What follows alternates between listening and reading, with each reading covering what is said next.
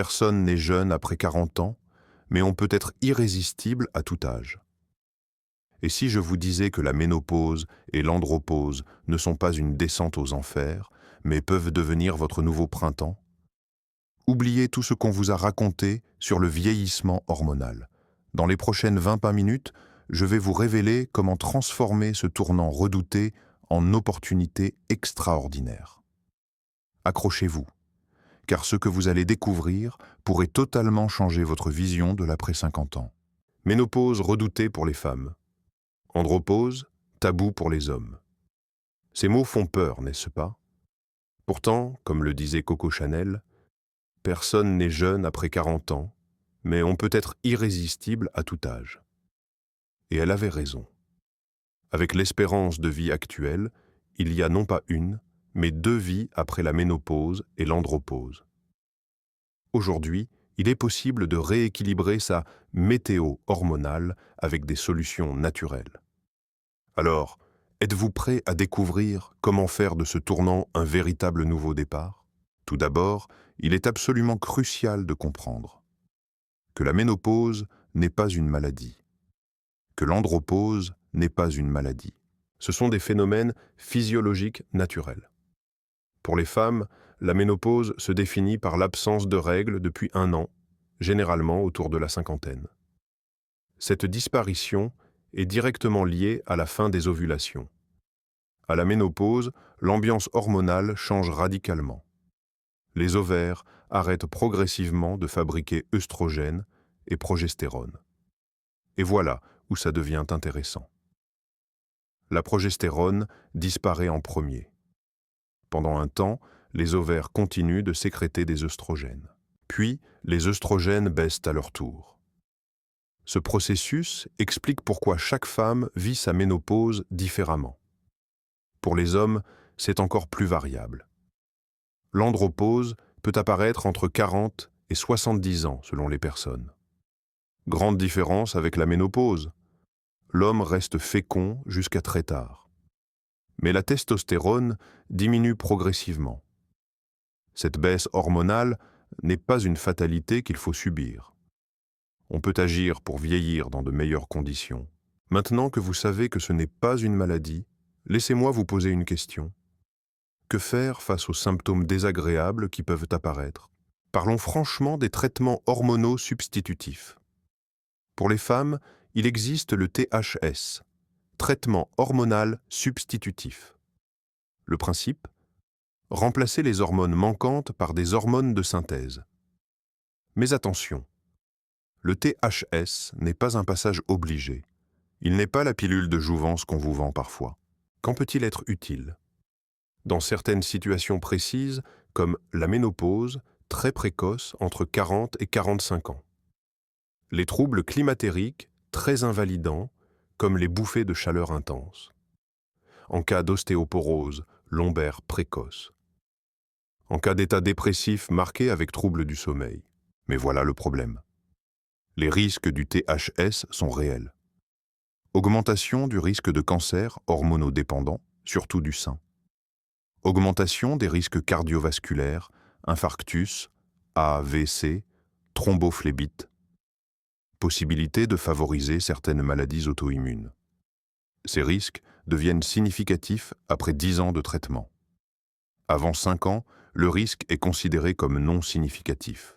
Entre 5 et 10 ans, c'est la zone grise. Les médicaments les plus à risque? Les progestatifs de synthèse. En France, on utilise plutôt la progestérone naturelle, moins dangereuse. Pour les hommes, il existe aussi des injections de testostérone. Mais attention, gros bémol. Ces injections peuvent provoquer agressivité, calvitie, troubles musculaires ou cardiovasculaires. N'utilisez jamais ces produits sans contrôle médical strict. Vous vous demandez peut-être, existe-t-il des alternatives plus naturelles? La réponse est oui. Et c'est là que ça devient vraiment intéressant. Passons maintenant aux solutions naturelles pour accompagner la ménopause. Il existe de très nombreuses pistes efficaces. Première approche, l'homéopathie et l'organothérapie. Ces traitements ont d'énormes avantages. Simples à utiliser, sans effet secondaire majeur, peu cher, assez efficace.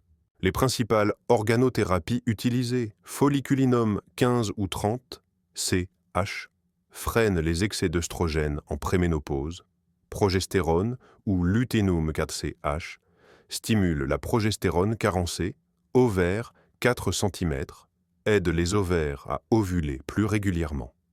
FSH 30 cm, parfois utilisé pour les bouffées de chaleur. Deuxième approche, la phytothérapie. C'est sans doute la thérapeutique la plus intéressante. Il y a 7 plantes à privilégier, la sauge sclarée ou officinale pour une action œstrogène-like extraordinaire. Elle calme les bouffées de chaleur, surtout en tisane, légèrement hypoglycémiante et hypocholestérolémiante. L'alchémille, la plante progestative de référence.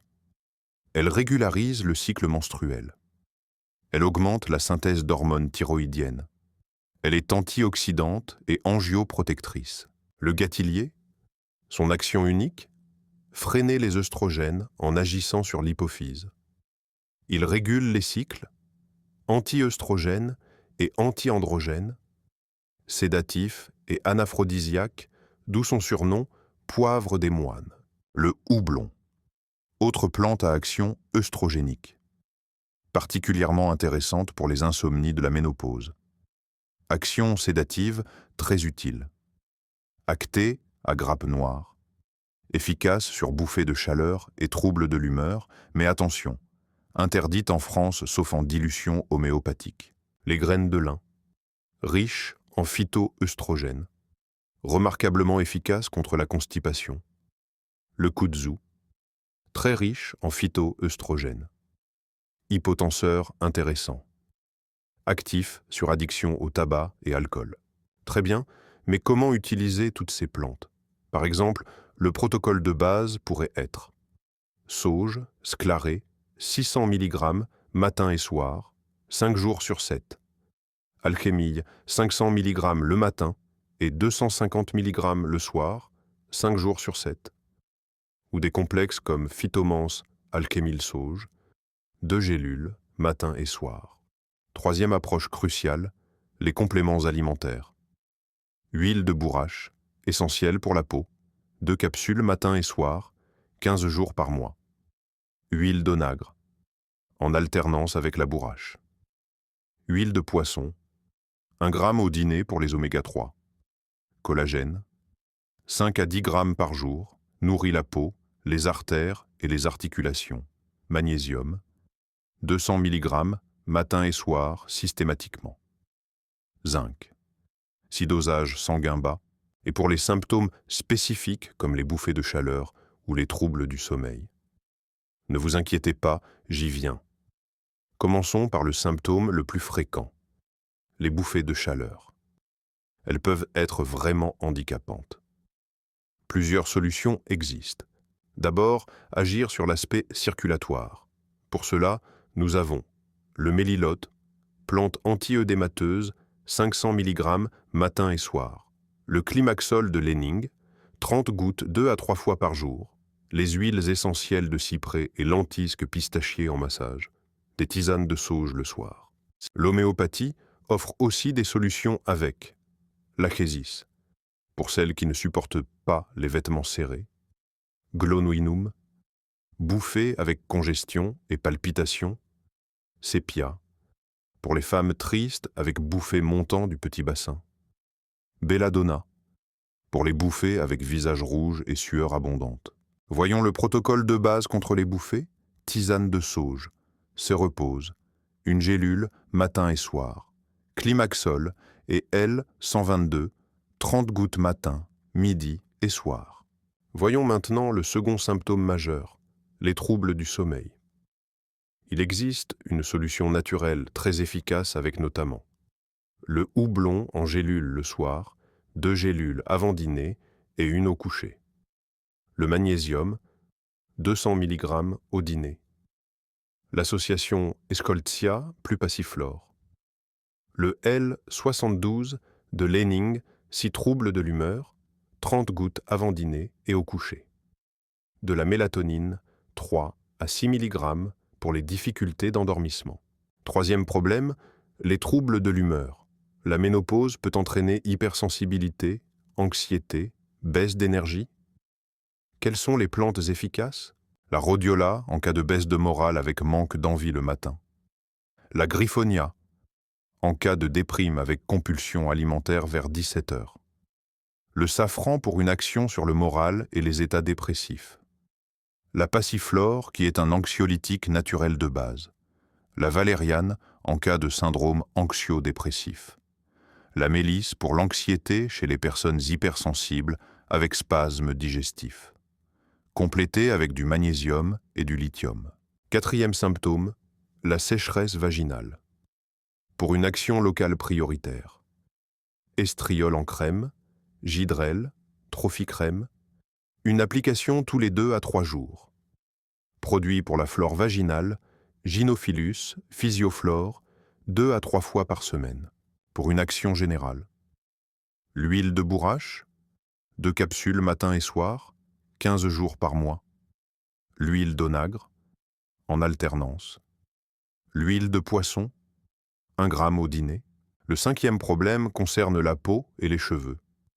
Pour ce problème, nous avons 4 clés essentielles, à savoir les antioxydants riches en flavonoïdes, les acides gras essentiels, bourrache, onagre, oméga 3, le collagène, 5 à 10 grammes par jour.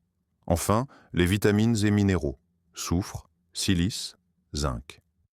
Et n'oubliez pas, buvez suffisamment, arrêtez de fumer si c'est votre cas. Maintenant, messieurs, c'est votre tour. L'andropause mérite qu'on en parle franchement. L'andropause est souvent taboue. Pourtant, elle concerne tous les hommes. La testostérone est l'hormone clé, mais elle ne joue pas que sur la sexualité. Ses rôles multiples, développement des organes génitaux, pilosité et caractère sexuel secondaire, musculation et volume osseux, maturation des spermatozoïdes et fécondité, action sur la prostate, humeur et performance, comportement de dominance et compétition sociale.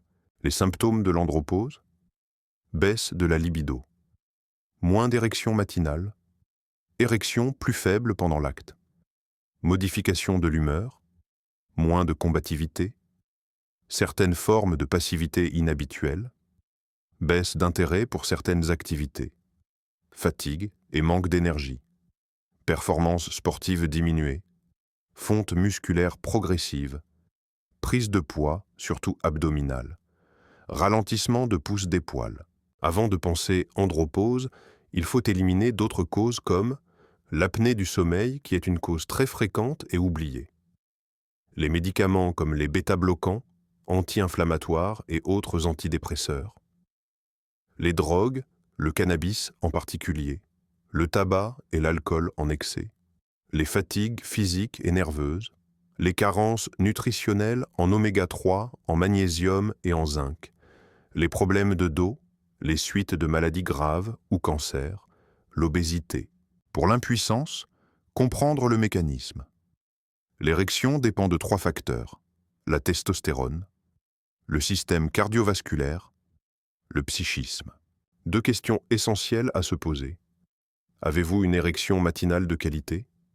Pouvez-vous avoir une érection satisfaisante en vous masturbant? Si oui, aux 2, le facteur émotionnel est prépondérant. Sinon, facteur cardiovasculaire et / ou hormonal probable. Les solutions naturelles pour l'andropause: première base, l'alimentation. Contrôler son poids. Alimentation méditerranéenne. Augmenter ail et oignon. Un verre de vin rouge midi et soir, si apprécié. Préférez thé vert au café. Épices, piment, poivre, curcuma, gingembre, jus de betterave régulièrement. Compléments alimentaires systématiques. Magnésium, 200 mg au dîner. Oméga 3, 3 capsules les jours sans poisson. Zinc, 15 à 30 mg si dosage bas. Arginine, 2 grammes par jour minimum, améliore le débit sanguin. Jus de grenade, concentré d'antioxydants, action sur la prostate. Les plantes de l'andropause. Tribulus terrestri, la plus citée. augmente testostérone de 10% si elle est basse, stimule érection et spermatogenèse, favorise la libido, 600 à 1200 mg par jour, 3 semaines sur 4. Maca, la plante des Incas, aphrodisiaque et stimulant de la fonction sexuelle. Améliore spermatogenèse et fertilité. Plante adaptogène et neuroprotectrice. 500 à 1000 mg matin et midi. Ginseng, la star sous-estimée. Plante adaptogène extraordinaire. Améliore performance physique et intellectuelle. Stimulante de l'activité cérébrale.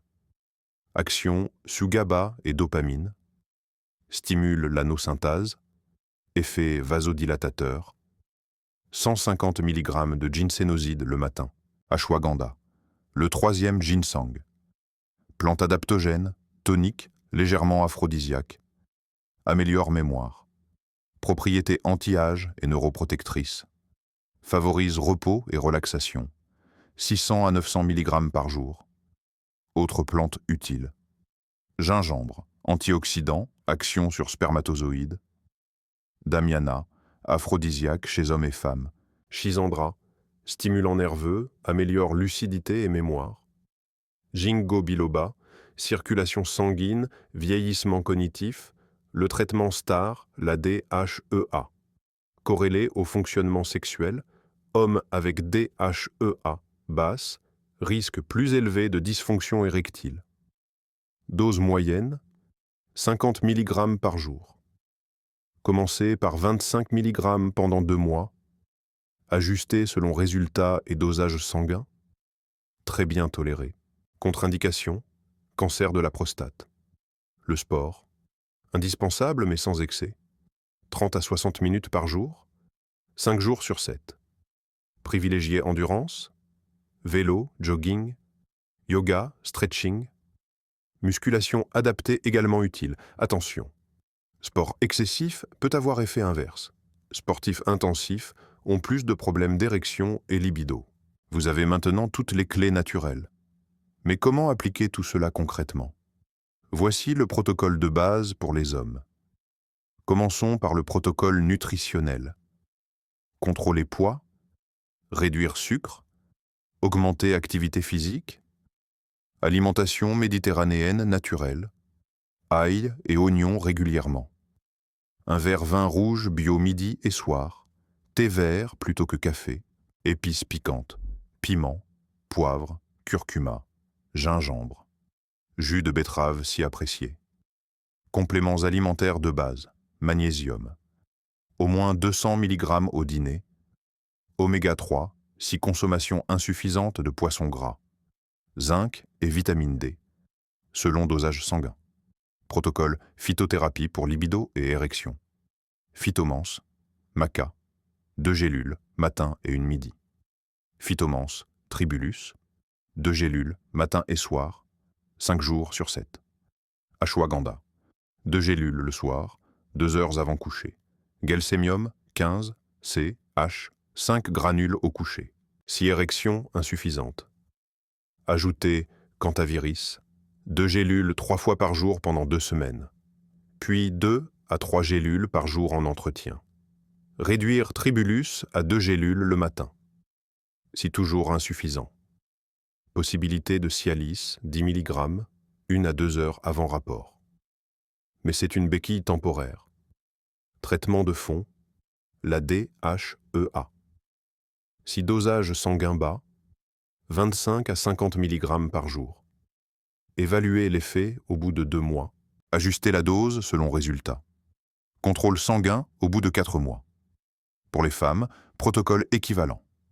Homéopathie et organothérapie.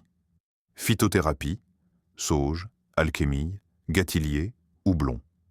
Complément, magnésium, oméga 3, zinc, collagène. Solutions spécifiques selon symptômes. L'essentiel à retenir, ménopause et andropause ne sont pas des maladies. Ce sont des phénomènes physiologiques naturels. De nombreuses solutions naturelles existent, la prise en charge doit être globale et personnalisée. Consultez un médecin spécialisé pour trouver votre solution. Nous voici au terme de ce voyage. En médecine chinoise, on parle de « nouveau printemps ». C'est exactement ça. La ménopause et l'andropause peuvent devenir votre nouveau départ. Une période tout aussi riche, mais plus sereine. Si vous êtes proactif dans la gestion de cette période, vous avez de très belles années à vivre. Profitez-en bien. Messieurs, brisez le tabou. Mesdames, devenez actrices de votre santé. Plusieurs approches naturelles peuvent vous accompagner, non seulement contre les troubles intimes, mais aussi de façon globale sur le vieillissement. Rappelez-vous la citation de Coco Chanel. « Personne n'est jeune après 40 ans, mais on peut être irrésistible à tout âge. » Alors, êtes-vous prêt pour ce nouveau printemps? Dites-moi en commentaire quel point vous a le plus marqué. Et n'oubliez pas, vous avez toutes les clés en main maintenant. Et si cette vidéo vous a été utile, partagez-la autour de vous. Parce que cette information peut littéralement changer le bien-être des seniors. Merci de penser à la liker et à vous abonner pour ne rien manquer des prochains dossiers santé. Prenez soin de vous et à bientôt.